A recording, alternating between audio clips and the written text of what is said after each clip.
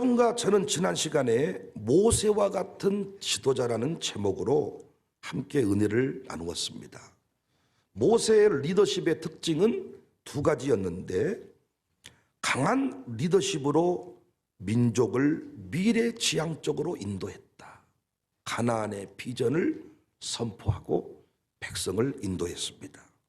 두 번째 특징은 내적인 성찰과 소명의식이 충만했다. 어떻게 그런 지도자로 설 수 있었는가? 오늘 세 가지 원리를 히브리서 기자의 기록을 통하여 살폈습니다. 모세가 위대한 지도자로 서게 되었던 것은 첫 번째, 바로의 공주의 아들이라 칭함받기를 거절하고 상주심을 바라보았다. 히브리서 11장 24절부터 26절까지 바라봄의 법칙이다. 작은 이익에 마음 뺏기지 않았다 그랬습니다. 두 번째, 왕의 노함을 무서워하지 아니하고 애굽을 떠났다. 비방, 공격들을 넘어섰다는 것이지요. 위대한 지도자의 길을 가려면 비방받는 것 두려워하면 안 됩니다. 넘어서야 돼요. 청사교회를 향해서 젊은 목사가 무섭게 일을 저지르되 일을 낼 거야, 일을 낼 거야. 일을 냈죠. 우리가 어떻게 일을 냈냐? 세상 말로 치면 부도의 위기, 부도의 그 공포 넘어선 거지요. 망해버리면 어떻게 할까? 안 돼버리면 어떻게 할까? 그 공포에 붙들려서 주저해버린 것이 평생 후회 이유이기도 합니다. 앞으로도 우리는 계속 넘어설 것입니다. 세 번째, 모세는 믿음으로 유월절과 피 뿌리는 예식을 정했다. 우리 교회 신앙의 모습이면서 우리 다음 세대를 교육할 때 꼭 포함시켜야 될 내용이다 말씀을 드렸습니다. 특별히 이번 대통령 선거, 지방자치단체장 선거에서 이런 후보를 찾아보시기를 바라요. 그리고 없다면 비슷한 사람 찾아서 찍으셔야 돼. 포기하시면 안 돼. 궁극적으로는 우리 아들, 딸들을 이런 지도자로 세워야 합니다. 오늘은 다윗의 리더십에 관해서 묵상하려고 합니다. 지난 기사 중에서 기독교 한국 루터의 이홍렬 목사님께서는 다윗의 리더십을 포용력과 책임감으로 설명을 했어요. 당시 이스라엘은 남북으로 분열되어 있었고 남쪽 소수 유다 지파 출신인 다윗 왕이 사울을 지지하며 자신에게 냉소적이었던 북쪽의 10지파들의 지지를 이끌어냈습니다. 다윗의 면모를 좀 더 구체적으로 살피면 첫 번째, 책임의 지도자였다. 다윗은 아버지 양떼를 지키기 위해서 사자와도 맞붙어서 피를 흘렸던 이런 목자였습니다. 그런 모습이 다윗 이 골리앗과의 싸움에서도 그대로 재현이 됩니다. 두 번째, 다윗은 포용의 지도자였다. 다윗은 사무엘로부터 기름 부음을 받았지만은 바로 임금이 왕이 되지 못했지요. 사울 때문에. 사울은 인기가 치솟는 다윗을 암살하려고 온갖 계획을 세웠습니다. 하지만 실패합니다. 오히려 사울 자신이 죽음의 나락으로 떨어졌습니다. 다윗은 이때 정치적 라이벌이 죽었다고 기뻐하기보다는 그의 죽음을 슬퍼하고 손수 애가를 지어서 부를 정도였습니다. 그러니까 다윗은 사울 왕까지도 포용하는 지도자였다. 다윗은 이런 영성으로 이스라엘 역사상 가장 강력한 군주, 최대 영토를 소유했던 왕이 되었습니다. 다윗의 세 번째 리더십의 특징은 자신의 잘못을 정직하게 고백하고 용서를 구하는 지도자였습니다. 다윗의 치명적인 실수, 남의 아내 밧세바를 범하는 일이었습니다. 이때 나단 선지자를 통해서 그 잘못이 그대로 드러났잖아요. 이때 변명하지 않아요. 사울은 항상 핑곗거리를 찾았지만은 다윗은 인정했습니다. 그 차이가 커요. 사울은 버림받았고 다윗은 다시 일어설 수 있었습니다. 사랑하는 성도님들, 이런 지도자가 우리나라에 세워졌으면 좋겠습니다. 이런 지도자 우리 안에서 만들어졌으면 좋겠습니다. 그렇다면 어떻게 다윗은 이런 포용력을 가지게 되었을까요? 어떻게 이렇게 넓은 마음을 가지게 되었을까요? 오늘날 교회의 문제는 언제부턴가 포용력을 잃어버렸다는 거예요. 작은 일에 발끈하고 심지어 고소하고 고발하고, 한번 감정의 골이 깊어지면 메꿔지는 법이 없습니다. 한번 교회에서 찍히면 영영 끝인 것 같아요. 마음의 쿠션이 약해졌습니다. 우리 교회는 다윗의 포용력, 친화력, 이런 그 영성의 소유자들이, 이런 모델들이 많아지기를 주님의 이름으로 축복합니다. 사실 강의나 영업에서 가장 중요한 것이 지식이 아니라 감정입니다. 그러니까 어떤 일을 하든지 좋은 감정으로, 즐거운 감정으로 해야 승리할 수가 있어요. 설교도 마찬가지입니다. 아무리 내용이 좋아도 설교자가 성질을 막 내듯이, 뭔가 막 상처가 막 충만하듯이 막 이렇게 이런 식으로 하면 전달할 때는 뭔가 이렇게 좀 확신이 있는 것 같은데 사람들이 다 이 경계를 하고 끝나고 나면 은혜 하나도 안 받았다. 목사님 뭐 성질 났다냐? 이런 식으로. 여러분, 즐거운 감정, 좋은 감정으로 하지 않는 것은 실패입니다. 그래서 우리는 감정의 근육을 키울 필요가 있어요. 설령 마음이 상하고 기분 나쁜 일이 있어도 그 감정이 지속되지 않도록, 또한 지금 내가 하고 있는 일에 어떤 지장을 초래하지 않게 조절하는 능력이 있어야 된다는 것입니다. 그런데 많은 사람들은 이렇게 하는 것을 가식이라고 생각해. 그래서 기분대로 말하고 기분대로 행동해. 안 해! 하기 싫어! 할 거야! 이렇게 말하는 것 진실이라고 생각해. 나는 감정을 못 숨겨. 난 아싸래. 이것을 진실한 것이라고 믿는 것 같아요.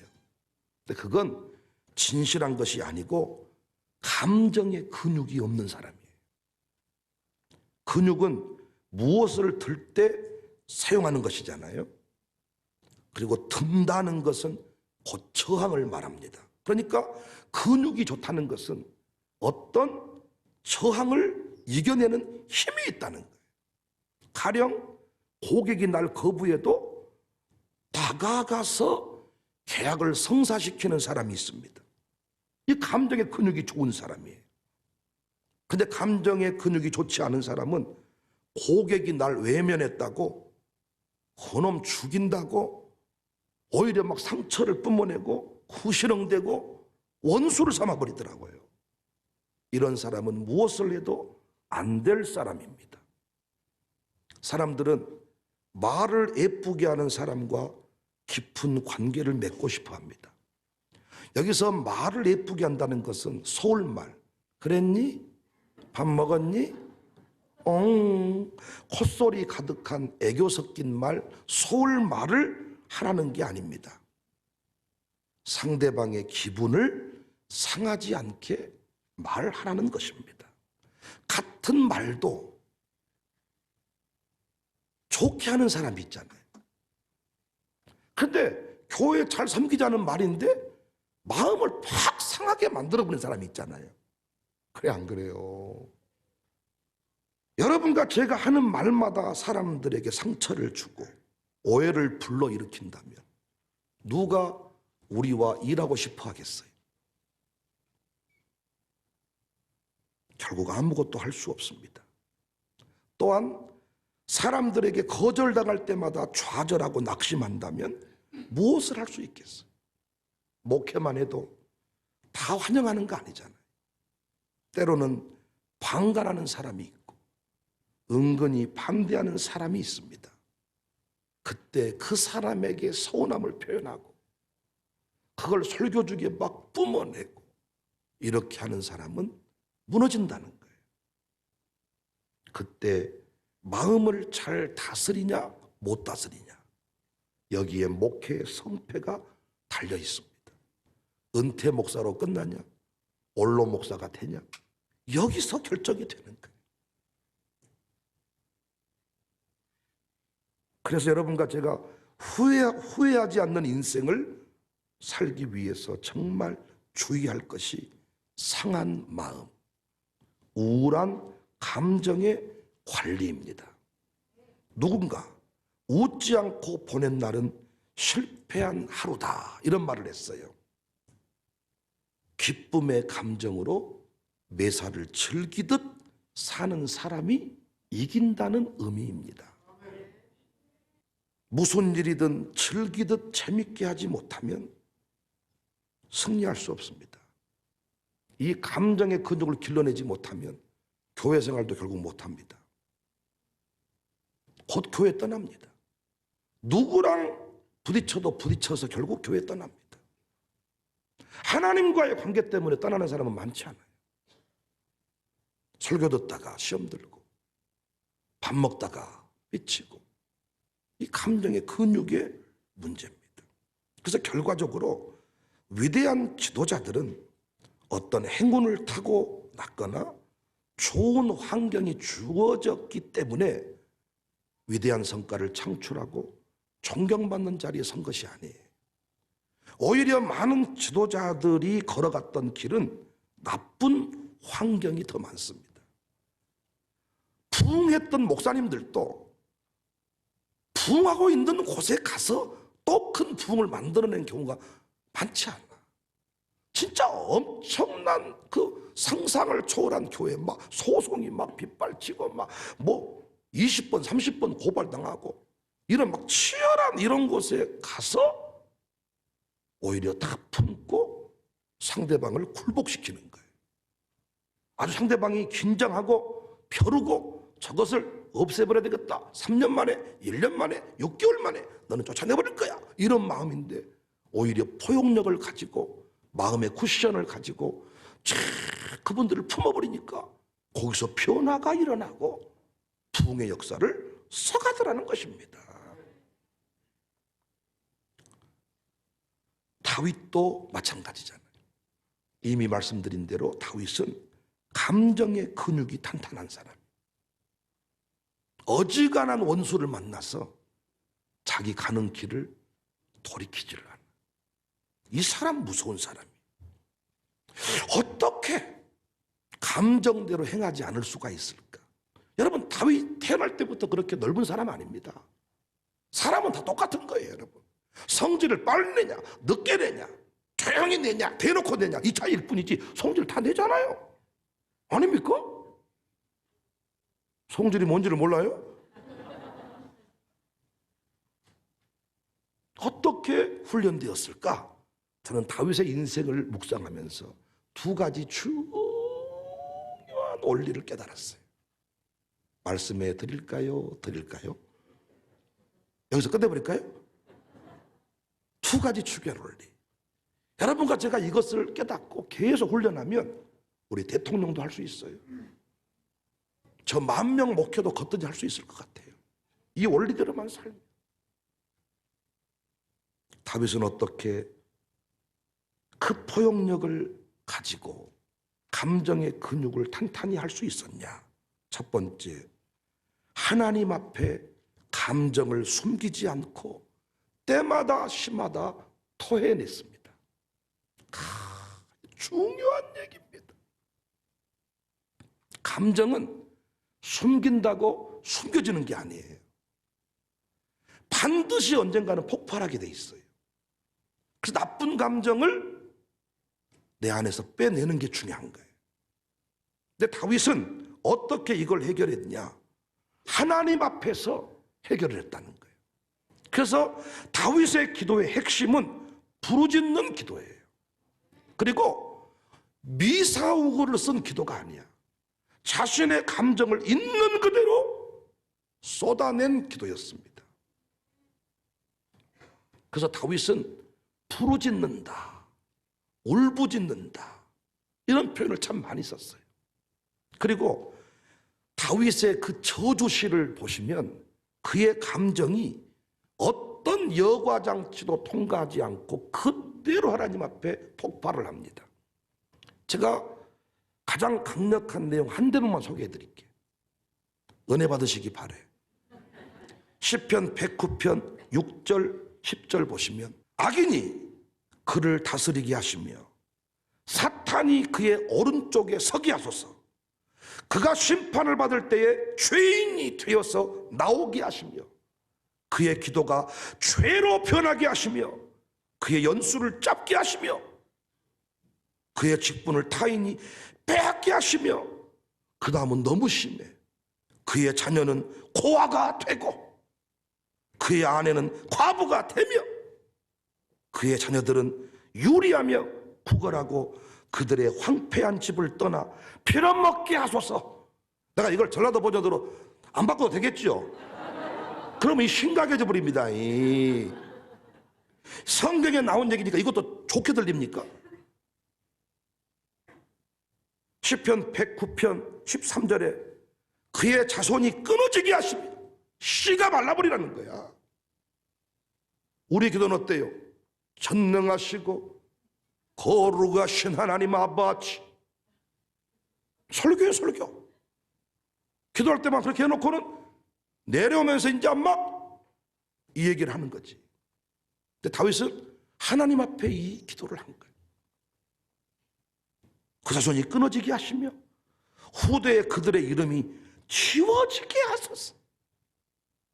시편 109편 22절에 자신의 그 마음의 상태를 나는 가난하고 궁핍하여 나의 중심이 상합니다. 속이 썩어버립니다. 하나님 중심이 상합니다. 이렇게 말하니까 와닿지 않잖아요. 아주 창자가 썩어 보여. 애간장이 다 녹아버렸어. 그런데 우리는 하나님 앞에 바리새인 같은 기도를 합니다. 남들이 들을 것을 전제로 기도합니다. 하나님과의 깊은 어떤 이 관계가 아니라 친정엄마한테 딸이 가서 그 마음의 모든 걸 싹 쏟아버리듯이 어딘가에 쏟아야 되는데 우리는 이런 통로를 확보하지 못합니다. 그래서 우리는 포용력을 잃어버렸습니다. 왜 폭발하냐? 안에 분노가 잠재되어 있는 거예요. 어떤 사람한테 갑자기 성질 내본 사람 있잖아요. 또 왜 갑자기 나한테 왜 그래? 몇 번 참아준 거예요. 몇 번 참았던 것이 그날 빌미가 돼서 터져버리는 거예요. 감정은 사라지지 않아요. 폭발하게 돼 있어요. 어딘가에 감정을 쏟아야 돼. 그것이 하나님. 저는 그래서 새벽 기도가, 나는 우리 선조들이 그렇게 새벽 기도를 산 넘어서 4km씩 걸어서 새벽에 왜 그 자리에 꼭 갔을까? 자기 집에서 기도해도 하나님 들으시는데 왜 꼭 그 예배당에 갔을까? 내 감정, 내 마음의 상태를 그대로 쏟아내는 기도. 이거 1시간이고 2시간이고 30분이고 하고 나잖아요. 그럼 여러분 안에 평안이 찾아와요. 이걸 끝내고 회의를 해야 돼. 이걸 끝내고 강의하러 가셔야 돼. 이걸 끝내고 가정교회 예배 인도를 하셔야 돼. 이게 안 되잖아요. 난리가 나는. 어떻게 하면 되느냐? 하나님 앞에 눈물을, 감정을 쏟아내는 것. 그래서 어떤 목사님은 시편으로 성질을 부려라. 저주시만 찾아놨다가 진짜 누구 열받게 하는 사람이 있으면 저주시를 그 사람을 떠오르면서 읽으라는 거예요. 악인이 그를 다스리게 하시며 하나님 그를 서게 하시며 심판을 받을 때 죄인을 녹이시 원수를 잡게 하시며 즉 자녀는 고아가 되고 그의 아내는 고아부가 돼. 그럼 하나님이 진짜 그렇게 해줄까? 그러면 이제 그때 우리가 다 해결이 됐잖아요. 아니요, 살려주세요 그냥. 이랬다니까 이렇게.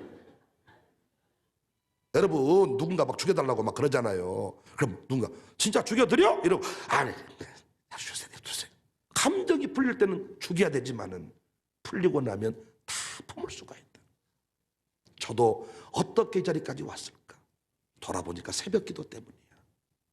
울어버려 새벽에 왔어. 남자가 울 때는 보통이겠어 그것이. 여성 호르몬 나오기 전에도 울었어 제가. 울어버려. 울고 나면요 이게 털리는 거야. 다시 그 사람을 품을 수가 있게 돼. 두 번째, 다윗은 어떻게 그렇게 포용력과 이렇게 넓은 사람이 되었냐? 자연 만물 속에서 하나님의 음성을 들었어요. 자, 이거 깨닫고요 손바닥을 쳤어요.